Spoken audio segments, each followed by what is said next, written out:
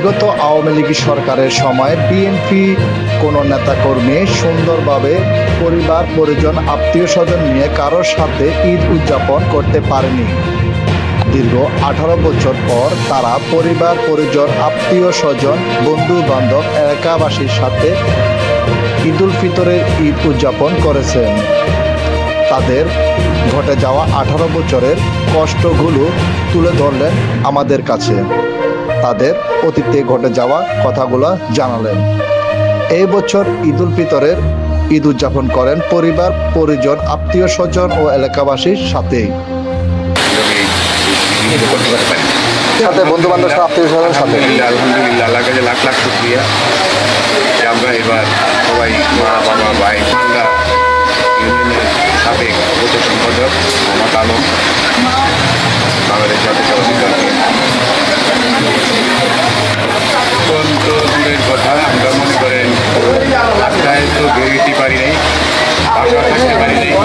কেউ খেতে, কেউ খালে, কেউ বিলে, কেউ বেড়ায়, কারো বাসায় গেলেও মনে করেন তারা আত্মীয় স্বজন আমাদের থাকতে যেত না।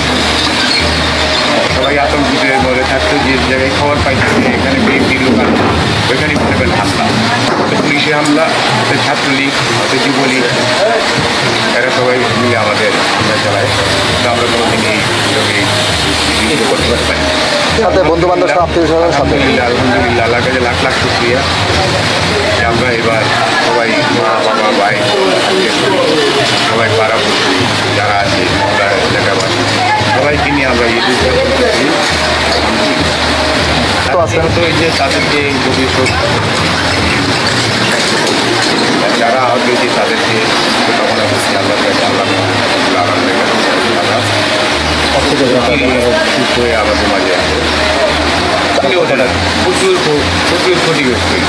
যেটুকু মনে করেন বিগত সরকার দিয়ে আওয়ামী লীগের আমলে আমি একটা এটিম আমার এটিম যে দেশের বেগম খালেদা জিয়া 2 কোটি টাকা সম্পদের জন্য এটিমের আত্মসাৎ এটা করেছিল, কিন্তু আমার এলাকায় এই মান্ডা ইউনিয়নের যে সভাপতি আছে আওয়ামী লীগের, আমি আমার ভাইয়ের মাধ্যমে আমি রহমানের কাছে বিচার চাই। দেশের বেগম খালেদা জিয়ার 2 কোটি টাকা আত্মসাতের যে মামলাটা হয়েছিল এটিমের, এটা ভুল, কিন্তু আমার এখানে কাগজপত্র সব কিছু আছে। কাগজপত্র থাকার বিধানেও আমি আমার জায়গাটা পাইতেছি না। আমার কাগজ 100 কিন্তু আওয়ামী লীগের সময় যারা সভাপতি আছে, সেক্রেটারি আছে আয়তালি এবং আমিরুল্লাহ গোগা, এরা আমার সম্পত্তি আত্মসাৎ করে রাখছে। এখন আমি এই জায়গাটা প্রশাসনের যখনই আমি জায়গা আত্মসাৎ করতে গেছি আমার বলতে রক্ত কিন্তু আমার ডাইনের পাবে কেউ নাই, আমার ভাই বেলাদারও নাই, সবাই মনে করেন এটিম। আর যদি এটা আপনারা তদন্ত করে একটা দেখেন এটিমের ঘর যে এটিম তারও এটিম, এরা কোনো গার্জেন নেই, আমারও কোনো গার্জেন নেই। এখন আমি আপনাদের ভাইয়ের মাধ্যমে আমি দেশবাসীর কাছে একটাই জিনিস বলতে চাই এবং জনাব তারেক রহমানের কাছে জানতে চাই যে আমার এই সম্পত্তিটা অচিরেই যাতে আমি ফিরে পাই। আমি মামলা করছি, কিন্তু মামলাটা হয়েছে কি যে টাকা পয়সা দিয়া টাকা আছে, পয়সা আছে, সব কিছু আছে, কিন্তু আমার হলো মান্ডা মেন রোডে জায়গা, একবার আমি কোর্টেই দিচ্ছি, তখন আমার 22 লক্ষ টাকাই দিয়েছিল, কোর্ট থেকে আমার কম দেওয়া ছিল উকিলে, কিন্তু এখন এই যে 30 কোটি টাকা দেওয়ার পরও আমার মনে করেন অনেকটা চলতে পারছে না, কোর্টে যাইতে দেয় নাই, কোর্টের প্রশ্ন ওঠে না, কোর্টের জোরও আমি যেতে পারি। ওরা মনে করেন আওয়ামী লীগের আমলে যে কী ছিল এটা তো আপনারা নিজেরাও জানেন, দেশবাসীও জানেন, এলাকাবাসীও জানেন এই জমিটা কার। রোজার মাস চলে গেল, এখন মনে করেন যে কত আমি এটা জনাব তারেক রহমান সাহেব এবং যে আমার যে মুরব্বীরা আছে জনাব মির্জা আব্বাস ভাই, মজদুর ভাই, আপনাদের চিন্তা করে বলছি আমার এই জায়গাটা যাতে আমি ফিরে পেতে পাই এইটাই আপনাদের কাছে চাবো। আর বেগম খালেদা জিয়া 2 কোটি টাকার মামলায় কী হয়, তারা এত কোটি টাকা সম্পদ একজন এই ইউনিয়নের সভাপতি, আওয়ামী লীগের সভাপতি, সেক্রেটারি হয়ে মিডিয়ারা দখল করে খেতে পারে, এটা আমাকে যেভাবে পারে। জাতীয়তাবাদী দল হলো বাংলাদেশ ন্যাশনাল পার্টি, বাংলাদেশ জাতীয়তাবাদী জনগণের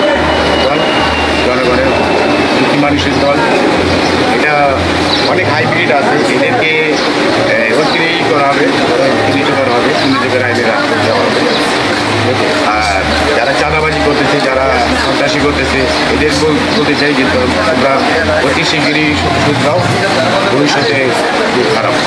আপনার যদি বললাম যে এরা হাইব্রিড, এরা হলে সুবিধাবাদী, এরা কোনো সময় জনগণের কল্যাণের জন্য আসে না, এরা গা বাঁচানোর জন্য মনে করেন আওয়ামী লীগে যায়। এই ক্যান্সার এখন মনে করেন দেখেন, এখন তো মনে করেন সবাই এখন এটা ইলেকশনের পর এটা কি আমাদের যারাই জায়গা দেখ, যারা আপনারা তৃণমূলের নেতা ছিলেন, যারা আপনার মনে করেন যারা তারেক রহমান টিভিতে লোককে বহিষ্কার করছে আরও ই করবে, কঠোর সিদ্ধান্ত সিদ্ধান্ত নিবে, অচিরেই আপনারা পাই বাচ্চাদের জন্য এখন তারিখ দিয়ে ইনশাল্লাহ বাংলাদেশ আসবে ইনশাল্লাহ।